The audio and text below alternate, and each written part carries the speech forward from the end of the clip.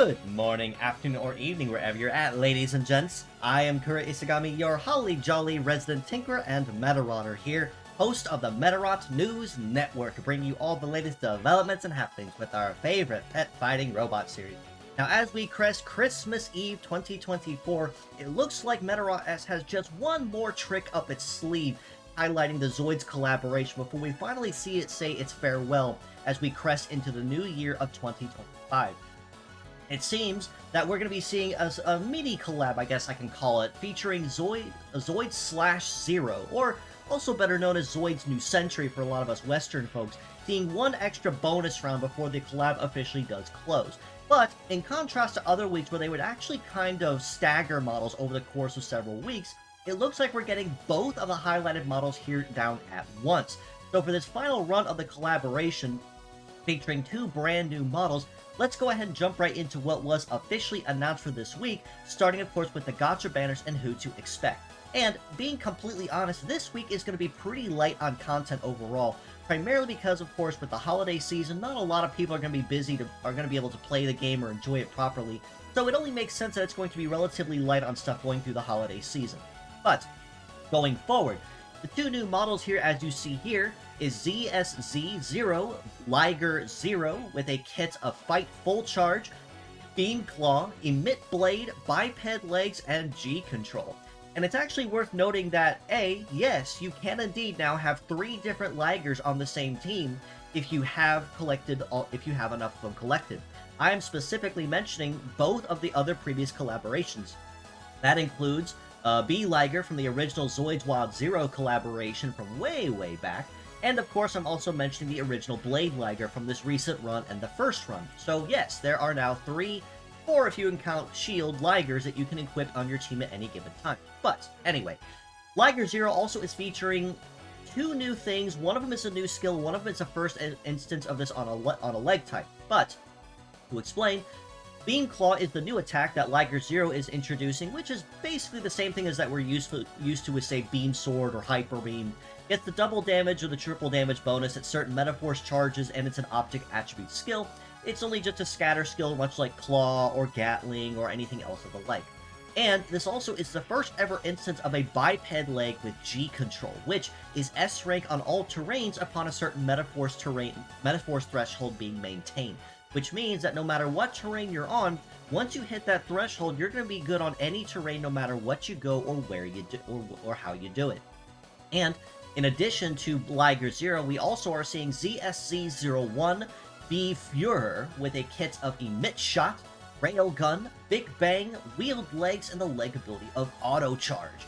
Now, Emit Shot also is a brand new skill being introduced into the game, but it's also in the same vein of new technically, but not really, where it's essentially the same as, say, like Emit Blade or Emit Hammer or something of the like, where essentially you can't use it unless you have at least 30 CG in your gauge, but doing so gives you double damage and an extra effect, or in this case, the piercing effect. So, both of which are not going to be anything overly groundbreaking per se as far as like completely new skills and new mechanics being introduced to the game so far, but still going to be very exciting all the same as to who to expect, and just kind of give us a very solid idea on how they behave for this final run of the Zoids collaboration with this mini collab with Slash Zero. Now, for the boosted rates that are going live on both of these banners, it's going to be a couple very familiar faces of the Lion-type series as well. Starting that lineup is KLN02 Meisai Moran from Medarot DS with a kit of Melee Trap, Power Rifle, Gatling, Biped Legs, and Clairvoyance. So, Meisai Moran has been around for a pretty hot minute now, if I'm being completely honest with you. And more than likely, he has indeed kind of been overshadowed by a lot of the newer models or the more powerful models over the years, but still is a very nice and very sleek design to the KLN series all the same. Especially with his ability of Power Rifle and the Melee Traps, especially since traps got buffed in the last year so that they are much more potent than they were before. Additionally, we also see LEO0 Leo from Medarot Navi with Hyper Beam, Double Missile, Multi-Legs, and G Control. Now, much like I said with G Control with Liger Zero, it's the same case for Leo, where as long as a certain Metaforce threshold is maintained, you get S rank on every terrain you fight on, no matter what it is or how it's there. But you're always going to have ultimate mastery on any terrain you're on. So usually for that reason, I tend to advocate for legs for that reason. Maybe not necessarily for stats per se, even though the S rank will kind of counter anything that's on the lower end.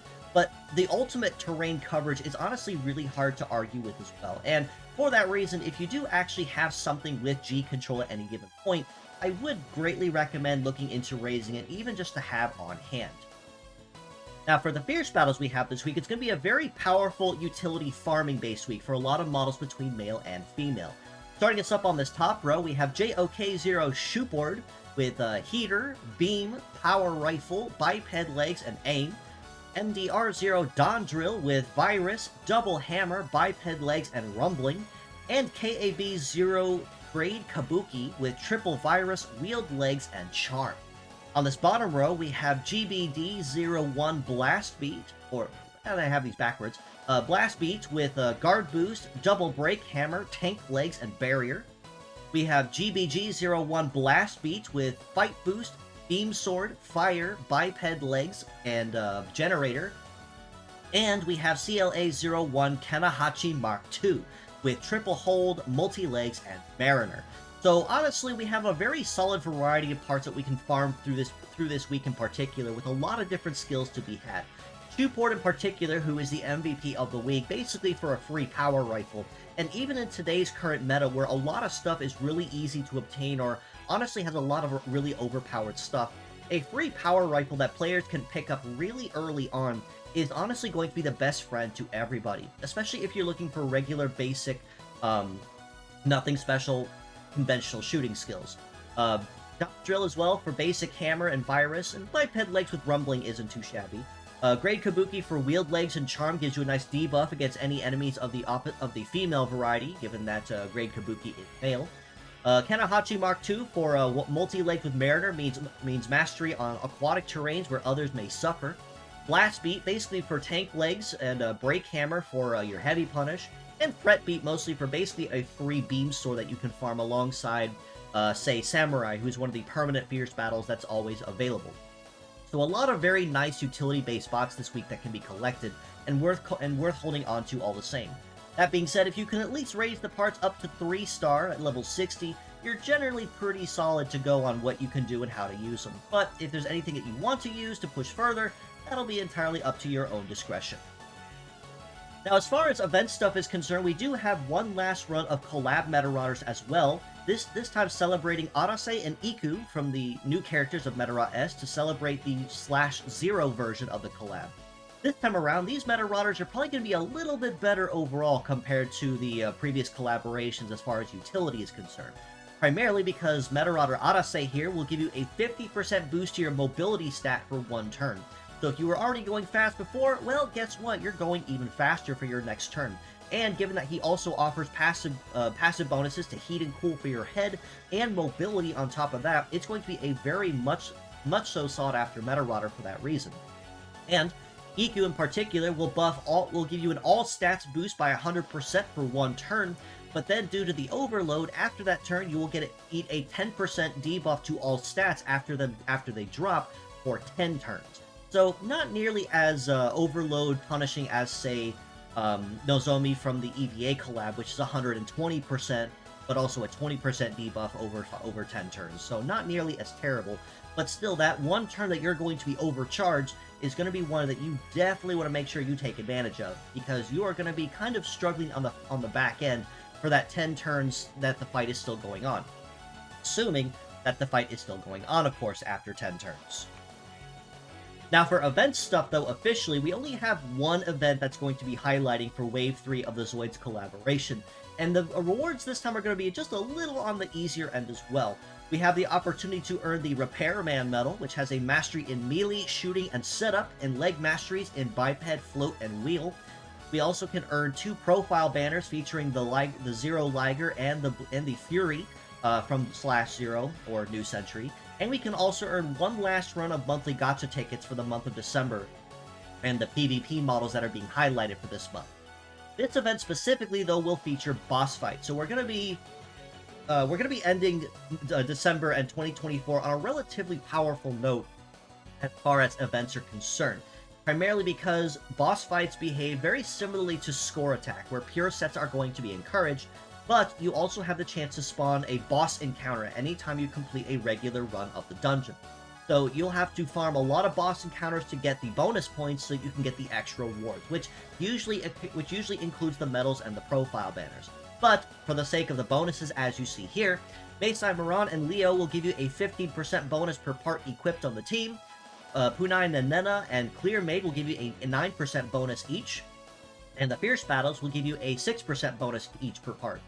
For the Medarotters, the SR versions of Arase, Ibuki, or Iku will give you a 10% bonus. The R rank version will give you a 5% and a 3% for the N rank respectively. For the boss fight bonuses, however, it'll be a 15% bonus per part of Liger Zero or B Führer equipped, and it'll be a 20% bonus to either of the collab Medarotters being equipped. So while this event may be relatively heavy as far as gacha is concerned, because if you want those boss fight bonuses, you are going to need at least one model that's being highlighted this week. It's still going to be relatively easy overall as far as farming stuff is concerned and just kind of collecting those boss encounters. So at the very least, my plan, as far as I'm concerned, my plan at least is to try to collect at least one Medarotter so I get a bonus on there and just kind of throw something together makeshift after everything's been said and done. We also have one last run of collab super invasions that will be going live and one last run of event missions as well. The event missions have opportunities to earn extra gacha tickets and ruby shards that you can use for your inventory stocks. And, of course, the profile plate that you can collect here for the collab banner, featuring Liger Zero and B Führer as well. So, do make sure at the very least through this last week of December that you do farm for that at least so you get the free 10 rubies, the Cyplasium, and the nameplate, which is something everybody can go home with if they are able to complete the challenge successfully. Now, moving away from that, though, moving on to community-based stuff, we are always looking for translators to assist us with any current projects or endeavors. Right now, with Medarot 3 completed and working towards Medarot 4, we have a lot of work that needs done on that. So if you are knowledgeable in coding, or cleaning, or Japanese, or have some time on your hands, or if you know somebody that might be able to lend a hand, feel free to ask around, join our Discord, or even reach out to me, and I can get you some leads as well. That we can fill you in on what still needs done and what has been finished up to date. Alternatively, if you find that you do not know anybody or do not have the skills of your own, in the description below, there will be a link to Variant's crowdfunding, where we can commission some of those extra lines of code to be done for us and lighten just a little bit of the workload, because compared to 3, 4 has a whole lot more text that needs translated. So the more help we have with that, the faster we can get Medarot 4 finished and enjoy the final chapter of the Iki Saga of the early Game Boy era. So again, feel free to reach out to me, join our Discord, and ask around, and we can get you in touch with the right people. Now, for the weekly art highlights here on the MNN, it's essentially one of the final ones for the year of 2024. We have this one here by Mota Monkey, who did a wonderful piece of Cheerful Bunny 3. And being completely honest, I've always loved Mota Monkey's work for a while. I love the alternative, high detail takes that they do on a lot of their designs and a lot of their art. It's always a wonder and a charm and a treat to see it in my feed.